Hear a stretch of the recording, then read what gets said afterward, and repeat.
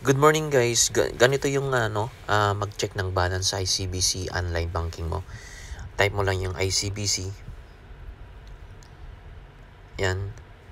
Kung i-download mo tong apps, punta ka sa website nila. Mayroon kang makikitang Android na iOS. I-scan mo lang yung code doon, yung barcode. Then, ma-download mo na tong Minsan kasi wala sa Play Store to eh. Ngayon, nandito na ako sa login ko. I-click mo yung login sa taas. Then, be sure na memorize mo yung login. Yung ginagamit ko dito, hindi yung phone number kundi yung account number ko. Ayan, makikita mo naman dito, 0184. Saka yung last digit ko ay 84. Susunod dito ay yung password mo dito.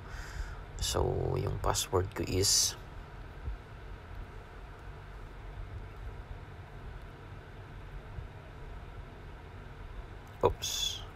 pag nagkamali ka kasi dito,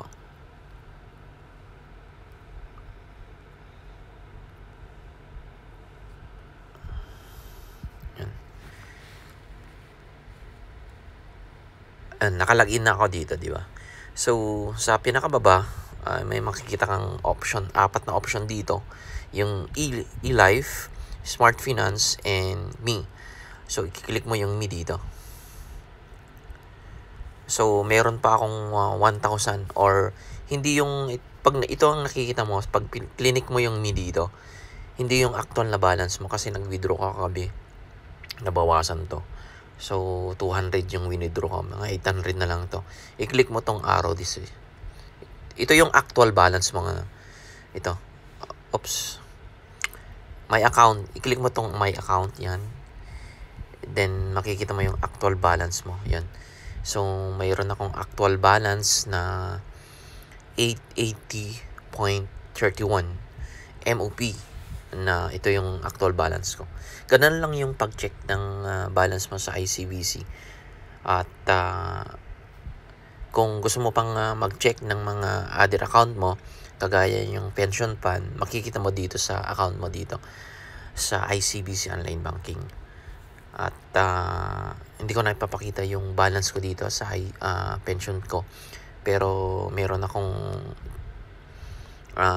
gustong sabihin pa. Kung gusto mong mag-online banking, punta ka sa main branch na para i-assist ka nila na magkaroon ka ng online banking sa ICBC. Kasi bibigyan ka nila ng token na maliit, parang calculator yon. Yun ang pinaka main password mo. I-open mo yung main calculator mo. Tapos, nandun yung password na 4 pag nag-online banking ka sa una. Then, kung forgot password, makikita mong yun ang magiging reset mo. Ngayon guys, maglalag out na ako dito sa ICBC. At ganun lang. Sa susunod ay papakita ko naman kung paano tayo mag-transfer from international, from BDO to ICBC. Thank you.